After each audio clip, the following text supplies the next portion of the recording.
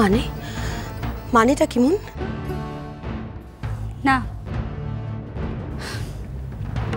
অন্য সব কিছুর মতো এই সূত্রটাও বদলে গেছে। জানতে পারবে হয়তো খুবই শিগগিরই। এখানে যেতেও কি আমার মানা? আমি ঠিক বুঝতে পারছি না মন, আমাকে তুই বুঝিয়ে বল। বুঝিয়ে বলার কিছু নেই বাপি, সব কিছু বুঝিয়ে বলাও যায় না। ইনফ্যাক্ট কিছু কিছু ঘটনা জীবনে এমনভাবে ঘটে যায় যে বোঝার আগেই ঘটে যায়। তোমার গেছে, মার গেছে, আমারও গেছে, হয়তো অনেকেরই যায়। তাই বুঝিয়ে বলতে বললেও আমি বোঝাতে পারবো না। হ্যাঁ, শুধু আমার সূত্র ধরে অর্চিদের সঙ্গে কোনো সম্পর্ক রেখো না, তাতে অবশ্য তোমার কোনো অসুবিধা হবে না। অন্য একটা সূত্রে তুমি এই একই সম্পর্ক চালিয়ে যেতে পারবে। আজকাল তোর কথা আর আমরা বুঝে উঠতে পারি না পয়মন্তী। বোঝার কথাও নয় ঠাম্মি, কত কিছু তো আমি নিজে আজ অবধি বুঝে উঠতে পারলাম না। আসছি। শোন না, বলছিলাম যে একই পথে যাব, তুই বাসে যাবি, আমি গাড়িতে যাব। কি করা যাবে বলো বাপি? তুমি একটা আলাদা মানুষ, আমি একটা আলাদা মানুষ। তোমার একরকম স্টেটাস, আমার একরকম স্টেটাস। হ্যাঁ, তবে তোমার খুব খারাপ লাগলে তুমি এখন যাওয়াটা ড্রপ করতে পারো। ইন দ্যাট কেস তোমার ছোট মেয়ের সঙ্গে কন্ট্যাক্ট করে ওকে নিয়ে যেতে পারো। কি বলছিস তুই? মানে আজ যা দুর্বোধ্য লাগছে, খুব শিগগিরই সেটা সহজ হয়ে উঠবে। আসছি।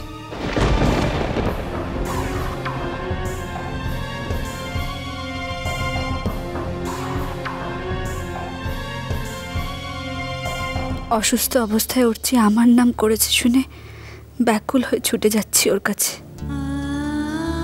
এ কথা জেনেই যে নাম করাটা একজন ভালো বন্ধুকে মিস করা, নিজের স্ত্রীকে মিস করা নয়। কিন্তু তবু অর্চির এই বিপদে ওকে সুস্থ করে তোলার জন্য আমার শেষ রক্তবিন্দু না দিয়ে পারবো না। এটাই আমার ডেস্টিনি। এখন এটুকু ভেবেই বুকের ভেতরটা আনন্দে ভরে যাচ্ছে যে অর্চি আনকনশিয়াস অবস্থায় আর কারো নয়, আমার নাম করেছে।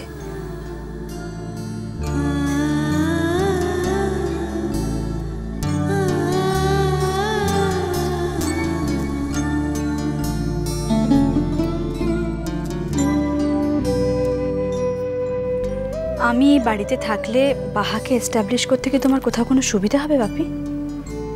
মেয়ের কাছে দাবি এবং প্রত্যাশা করার জায়গাটা তুমি হারিয়ে ফেলেছ। আবার যেদিন সেসব অর্জন করতে পারবে, সেদিন আবার আমি আগের মতো বিহেভ করব।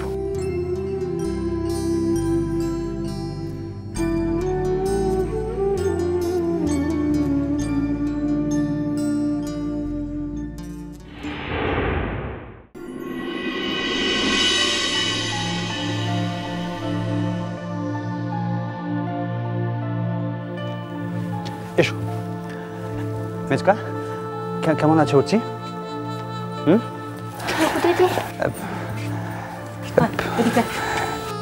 কি গো, বলো না কেমন আছে অর্চি? বাহা কোথা থেকে এলো? বাড়িতে এসেছে বুঝে?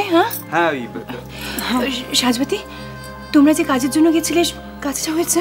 হ্যাঁ হ্যাঁ হয়ে গেছে, সব কাজ হয়ে মিটে গেছে ওগুলো। অর্চি কেমন আছে? কি কন্ডিশন ওর এখন? দাদা বৌদি এতক্ষণ এখানেই ছিল, আমি জোর করে বাড়ি পাঠালাম। অর্চির জ্ঞান ফিরেছে, কিন্তু খুব দুর্বল। হেপাটাইটিসের ট্রিটমেন্ট ডাক্তাররা শুরু করে দিয়েছেন, কিন্তু মুশকিল হচ্ছে ও একদম খেতে চাইছে না। আমি খুব আশা করেছিলাম যে কালকে কমলিকা আসবে, কিন্তু ওই রকম একটা খবর শোনার পরেও ও তো এলো না।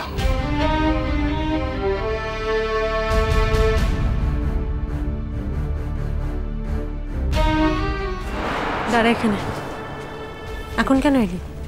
সবকিছু শেষ হয়ে গেছে শুনে তারপর তো আসতে পারতিস বাহা। আমাকে ছুবি না, আমাকে দিদি বলে ডাকবি না বাহা। তুই আমার দাদা ভাইয়ের আজকে যা অবস্থা, সবকিছু তোর জন্য। তোর মতো মেয়ে কিনা বাহা। ওটা জানি, এখন তোরা সকলে মিলে মোর পথেই দষ্ট দেবি, কিন্তু ওর কাজটাতে মুখে একবারে লিখে নিয়ে তো যাবি বুঝিতে। বাহা, একটা কথা কান খুলে শুনে রাখ, আমার দাদা ভাইয়ের যদি কিছু হয় আমি কিন্তু তোকে ছেড়ে দেবো না বাহা। আগে তুই আমার দাদা ভাইকে সুস্থ করবি, তারপর তোর যেখানে ইচ্ছে তুই সেখানে চলে যাবি, আমাদের কিচ্ছু জানবার দরকার নেই বাহা। আর একটা কথা, দাদা ভাই তোর স্বামী বলে তুই দাদা ভাইকে নিয়ে যা ইচ্ছে সেটা করবি, এটা কিন্তু ভাবিস না। মনে রাখবি দাদা ভাই আমাদের বাড়ির ছেলে আর সমাজের অত্যন্ত গুরুত্বপূর্ণ একটা মানুষ। হ্যাঁ, মল্লিকে যখন তোর দাদার শরীর খারাপটা হয়েছে তখন মোটা বলছি মল্লি যাই ওকে ঠিকটা করবো, তো শুধু মুখে আগতে ওর কাজটাতে নিয়ে চল না। শোন বাহা, বাড়িতে না একটা বড় রকমের নাটক চলছে। কমলিকাকে খবর দেওয়া হয়েছে দাদা ভাইয়ের স্ত্রী হিসেবে। থ্যাংক গড যে কমলিকা কালকে আসেনি। ও আরেকটা কথা, তোকে একটা জিনিসের উপর একটু খেয়াল রাখতে হবে, মানে দাদা ভাই নার্ভের উপর যেন কোনো প্রেশার না পড়ে। মানে কমলিকা যদি হঠাৎ করে কখনো চলে আসে তাহলে কিন্তু দাদা ভাই অন্যভাবে রিয়াক্ট করতে পারে বাহা, আর তাতে কিন্তু দাদা ভাইয়ের ভেতরে ভেতরে অনেক বেশি ক্ষতি হয়ে যাবে। চল কিনে রূপু দিদি, আর দেরিটা করিস না। বাহা, তোর মুখে এত অস্থিরতা মানাচ্ছে না রে। তোরা বুঝবি রে রূপু দিদি, মোর জায়গাটাতে থাকলে বুঝতে তো পারতিস যে মুখ কিসের লিখে কি কামটা করেছে। বাহার থেকে দেখে না সব কিছু বোঝাটো চাইলাই রে। আর দেরিটা করিস নাই রূপু দিদি, চল চল।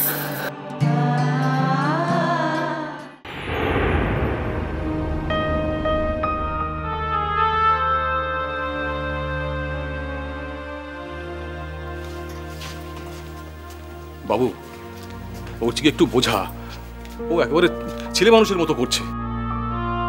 ও এটা বুঝতে পারছে না যে মানুষের মনের উপর কোনো জোর খাটে না। যদি কমলিকা আসতে না চায় আমরা কি জোর করে পুলিশ দিয়ে ওকে নিয়ে আসবো এখানে? আচ্ছা, কমলিকা আসছে না বলে ওরচি এরকম করছে, এটাই বা তোমাদের কেন মনে হচ্ছে তাও তো বুঝতে পারছি না। আর এই সোজা কথাটা না বোঝার কি আছে সেটাও তো আমরা কেউ বুঝতে পারছি না ধৃতি।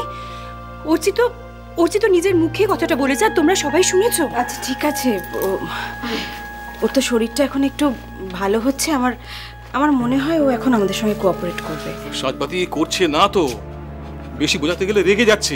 করবে মেচকামুনি, আমার উপর ভরসা রাখো, করবে। তোমরা তখন থেকে সেই এক কথা বলে যাচ্ছ। মেচকামনি এক কথা বললো, আমাদের কথাটা শোনো। আমরা বলছি তো ওরচি ভালো হয়ে যাবে এবার, তুমি দেখো ও ঠিক কোঅপারেট করবে। ছোট কাকিমণি, এই তো কমলিকা এসেছে। এত দেরি করতে আছে কমলিকা? কমলিকা, আমার ছেলেটাকে বাঁচাও মা, তুমি পারবে মা। আগো আমি বাবা হয়ে সন্তানের প্রাণ ভিক্ষে চাইছি তোমার কাছে, আমার ছেলেটাকে বাঁচাও। তোমাদের মধ্যে যাই হয়ে থাক না কেন, সে সব ভুলে গিয়ে আমার ছেলেটাকে আবার আগের মতো। হ্যাঁ কমলিকা, হ্যাঁ কমলিকা, ওর চিক থেকে বড় আমাদের কাছে আর কিচ্ছু নেই। আমরা পুরো পরিবার তোমার কাছে হাত জোর করে বলছি, ওরচিকে বাঁচাও কমলিকা, ওরচিকে বাঁচাও। প্লিজ ছোট কাকিমণি, এভাবে বলো না, কোথায় ওরচি? বলছি যে তুই এক্ষুনি যাবি? আরে যাবে না কেন? যাবে তো এক্ষুনি। না, আমি বলছিলাম যে ও তো বোধহয় এখন একটু বিশ্রাম নিচ্ছে, তাই। হ্যাঁ, কি বলছো সাজবাতি? আমি তোমায় বললাম না যে খাওয়া দাওয়া ছেড়ে দিয়েছে। নর্মালি খাওয়া দাওয়া না করলে ও তো কিছুতেই। আমি তো একটু আগে ওর কেবিন থেকে বেরোলাম, তখন তোমরা এখানে ছিলে না। তুমি একদম চিন্তা করো না বাবা, আমি ওকে খাইয়ে তারপর এখান থেকে যাব। না না কমলিকা, তুমি কোথাও যাবে না, তুমি এখানে থাকবে। আমরা তোমাকে কোথাও যেতে দেবো না। আর ওরচির এই অবস্থা না হলে আমরা বুঝতেও পারতাম না ও মনে মনে তোমাকে কতটা মিস করে।